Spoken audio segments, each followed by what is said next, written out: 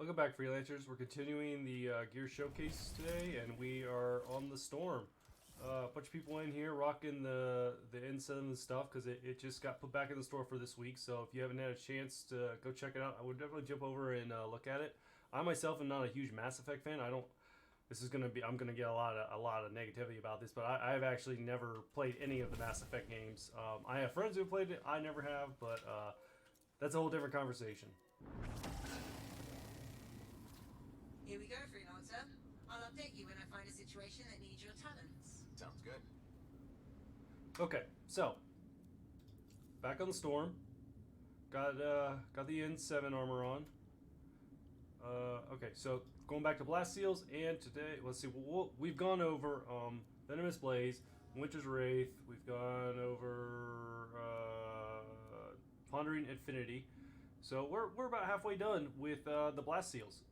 So today we're hitting one I'm sure a lot of people are going to be excited for, because this seems to be like a go-to for a lot of high damage storms, is Binary Star. So Binary Star is a primer, does about 3,000 damage, it has fire effect, its recharge is 20.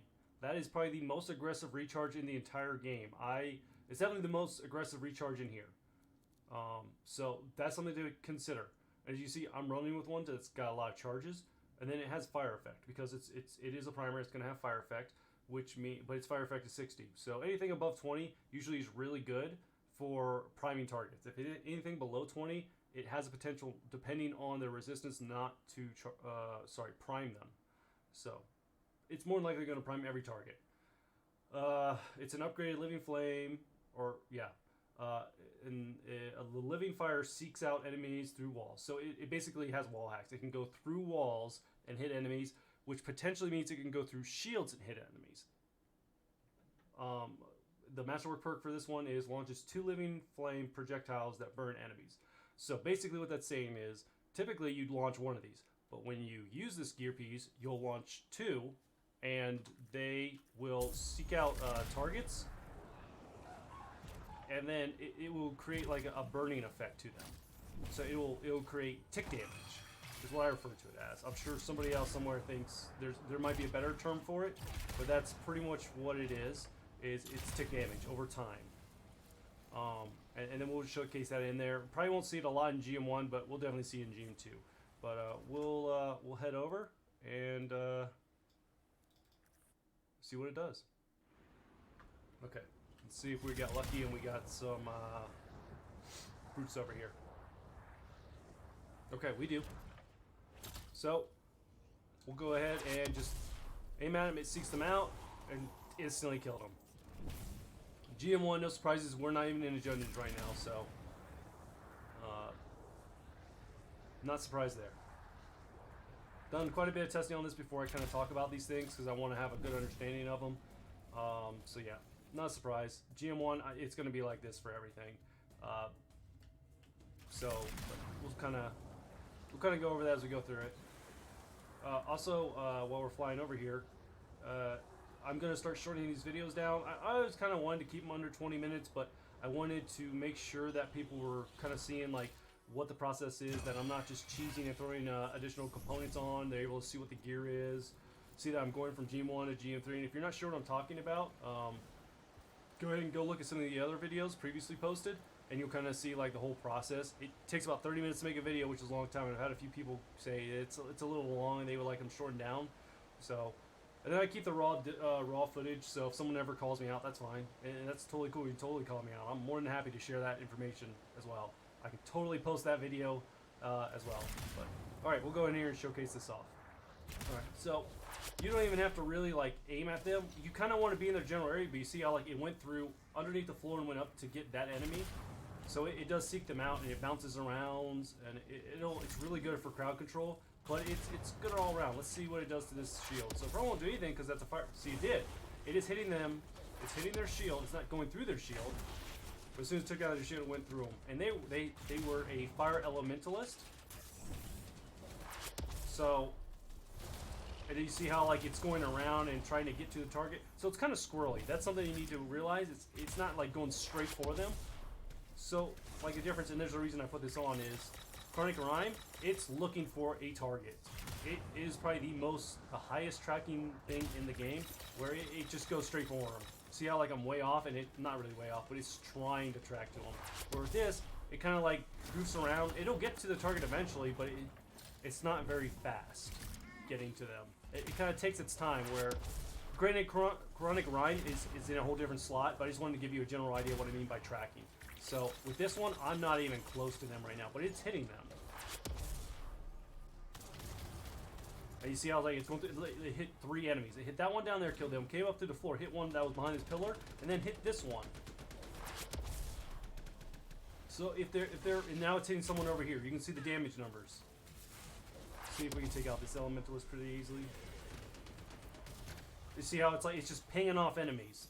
Really good for crowd control. Really good for crowd control. So here's the thing right here. There's an enemy type right here. If I shoot it out this direction,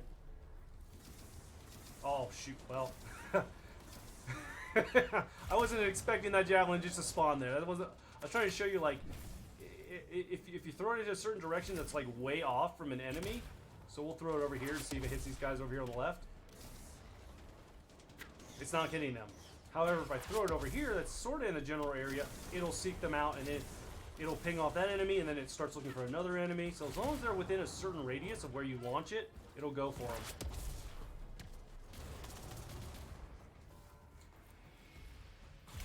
Okay.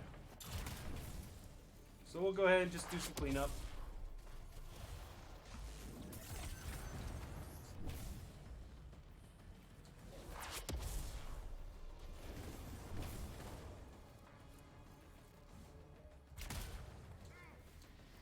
So as you can see right now, I've got 3 charges, and I'm getting punished by that recharge. This is a recharge build. This build has a lot of extra recharge on it.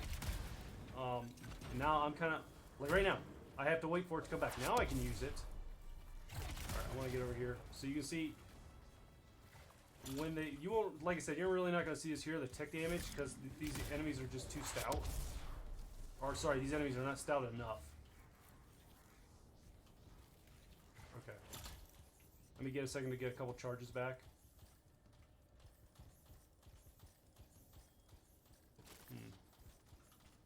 Alright, we'll let them do their ult. Alright.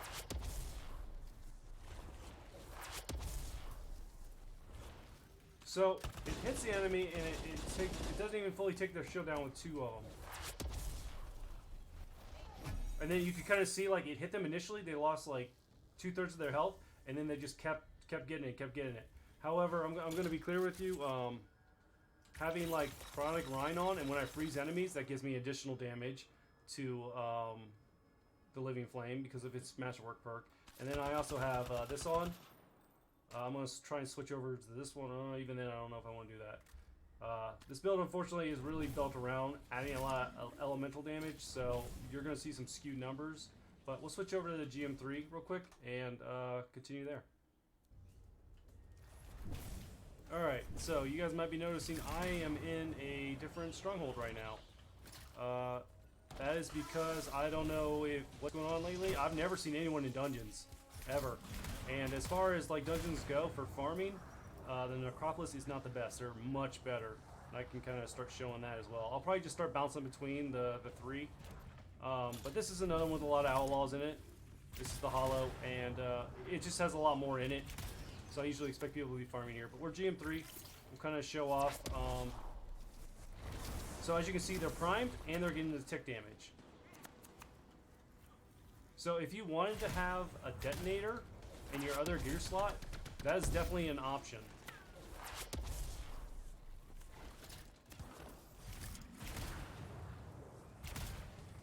So, let's see if it bounces around all these enemies. So, it's bouncing around between the storm and all these enemy types over here. It's kind of one of those things you just launch it and forget it. You can shoot it from behind cover. Like, this storm can't hit me right now, and I just set them on fire. So, if I had a detonator, I could take them out really well. But because of and it just burned them all the way. But because it has such a punishing recharge, even with 3 charges, I'm kind of just sitting here. Now, if I had a team in here and we were kind of going around clearing, this would be a lot easier, but that's not the point. I mean, having different javelins with me or having other teammates that have abilities, their support abilities could end up buffing or debuffing the enemies, which would skew the numbers even more. But with a normal enemy, it's doing approximately 12,000 damage, and it seemed like for armored enemies that did a lot more damage, but we'll see when we get an armored one out. You see how it's just like bouncing in between them, and now they all got burn damage, and they're almost all primed, and they're all dying. So typically you want to throw one of these out, kind of let it burn some enemies, like this group of enemies over here. You want it to go over there and just bounce around all of them. And just burn all of them, and potentially someone could come along and detonate all of them, or you could, but it pretty much killed everyone over there aside from the Storm and these other two enemies, the Gunners, that have shields on. Because they had that extra buffer, they were able to survive. Ooh. And then there is the Ranger. So, okay, so it's doing about 15 against armored enemies, so it seems like it does more damage. That might just be because it's fire. You see how it's just bumping back and forth? So it's definitely seeking out enemies. It's just if you're not really in the general, like you're pretty offset from them, it's not going to hit them. Oh, I just wasted one there because they were already dead. All right, let's see if we can find some more grunts to clear out, and then we'll take that storm all over, or take the storm on. All right, so it's an ice elemental storm, so we shouldn't have any issues with them. Took down their shield, and it's giving them tick fire damage, which means it probably has, it primed them. So you see him there, it's just constantly taking ticks away. And because it's keeping up consistent damage on them, they're not going to get their shield back. So that's another thing to consider too, is that because their shield doesn't have a chance to recharge, they're going to be weaker. Or weaker for longer. Alright, we'll go take on the Ranger. So, see how it just hits them one time, and then does a little bit of damage, that's it?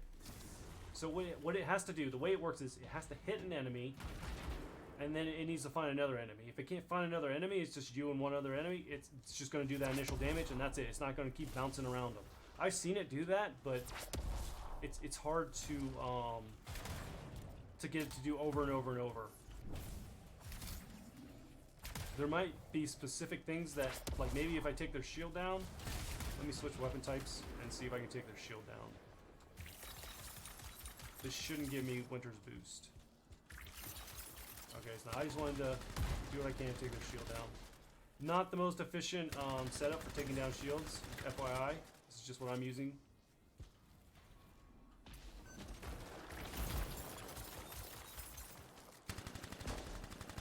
I might cut this out just so I can get their shield down, or show you without their shield what it looks like.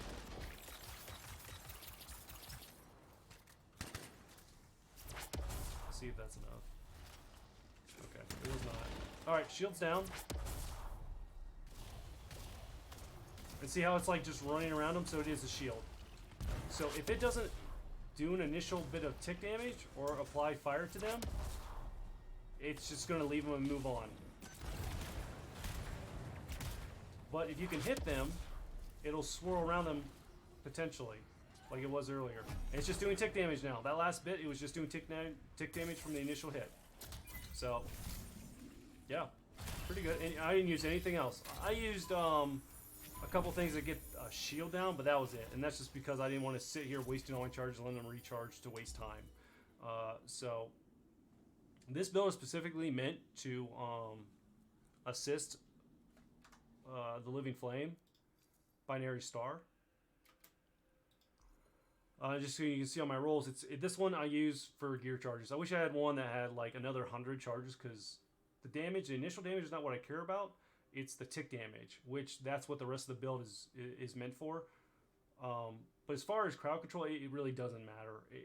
If you're going in with a team or you're soloing and you're getting randos with you, this still has a place because it's a primer. So it's going to work with the comboing system in the game. It's fire, so it's going to do additional damage to certain enemy types.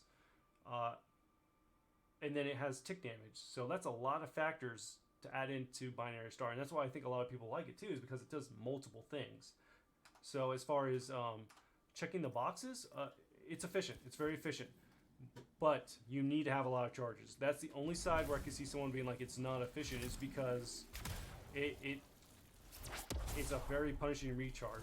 And I have a decent recharge build on my javelin, as far as like my gear charge and my weapon has recharges on it and things like that. So I get my charge back pretty quickly, but 20 is a very, very punishing one.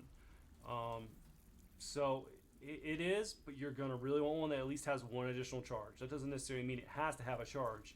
As you saw, when you throw this out, if you're running instead of another primer, which, bad example, if you're running like any other, like, let's see what we got here.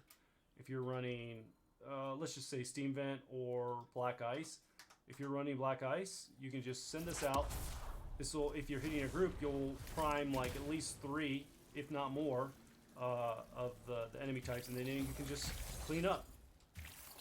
You just go around and clean them up and detonate them. You'll get your ult back really quickly, so it potentially isn't going to even be an issue. You could pair these with different things. It really depends on your playstyle. I don't want to tell you Black Ice is the best. Steam Vent's going to be really good. Then there's 10,000 Suns. That's an option as well. It really depends on what your build's going to synergize around. 10,000 Suns might be good for getting up that elemental damage, but I don't want to skew off what we're talking about specifically, because the gear showcase is specifically meant to talk about one piece of gear. So newer players and players coming back have an understanding of how it's supposed to work and what its best utilities are. But we've checked off it's sufficient. Yeah, I'm going to give it that with the side note of you're probably going to want extra charges, but they are not necessarily needed. Is it viable? Well, yeah, anything that's going to prime or detonate is going to be viable, because that gives you the comboing system. That's one of the systems in Anthem that they just naturally have in here, and pretty much, so me just sending this out, it did like anywhere from 8 to 15,000 damage per enemy type, and then it set them on fire, which means they're primed to fire. I wasn't actually doing anything beyond that. It was giving them tick damage, so it was adding an additional 8 to 15,000 damage of ticks. However, if I would have detonated them, I could have potentially gotten upwards of 200,000 damage. That's all going to be, those generalized numbers though, that's going to be based off your build and kind of how you're set up and what you're using. But you see the difference there? Like, even if I did like 3 ticks at 15,000 and the initial damage was 15,000, that's like 60,000 damage. One combo does anywhere from 100 to 200,000 damage. So, I mean, it's viable. I'm not saying it's not viable. I can use it without having to use it as a primer, as I just exemplified here in GM3 and GM1. So definitely viable. And is it fun? I'm going to have to say this with a little bit of restraint, because I think it's fun. Your mileage may vary. Some people don't care for, just let it go and let it do its thing and then go do something else and then come back and detonate them. Someone really just wants to just pile all that damage into one thing. This might not be fun to them. I think it's fun because, like I said, it does take a lot of effort to set off. If you're in the general area of where the enemy type is, it's going to seek them out, and then once it hits that enemy, it's going to seek out another enemy and then another enemy. So it's doing a lot of the thought work for me, which means I don't have to be so focused on am I positioned correctly? Am I going to get enough enemies? Am I about to waste this charge? Things like that. Whenever you have to like micromanage what you're doing, that to me is not fun. So that's why I'm saying this is fun. And I see a lot of people put it on their builds. So I feel like there's a lot of fun factors around it, even if I didn't point them out. So this for me is going to be a thumbs up. I think when it comes to the store, as far as recommendations, like buying one if you don't have one already for 2,000 coin, I think it is worth it. I think that you could actually buy a few of these to risk getting, to try and see if you can get a roll that has at least one charge. I've got 2 of them. One's got 200 charges, and then another one's got like 200 plus damage. I would still like to get one when it comes back to the store. I'm probably going to drop a couple extra 100 coin or a couple extra 1,000 coin, 2,000 coin, to see if I can get one with a lot of charges on it. So I definitely recommend this. I would say at least buy one from the store just so you have it in your inventory. And the binary star is one of the few things. So it only has one downside to me. To me, it only has the one downside, and that is its gear recharge. Everything else about it, it's amazing. It primes. It has tick damage.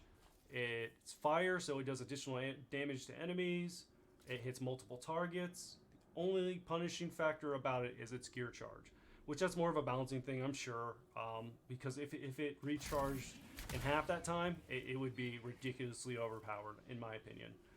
So I definitely recommend trying to spend some coin on it to get it if you can. If you get in a Lego drop, even if it doesn't have a lot of charges, I would keep it just to play around with it, because if you get one with a lot of damage, you can still make a damage build around this. I see a lot of meta damage builds around Binary Star.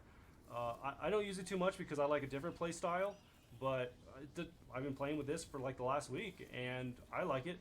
I'm not going to change this build. I'm actually experimenting with it more, with all the rolls and all the gear and all the stuff I've got, to see if I can make a really good, like, spamming build that also does a lot of damage.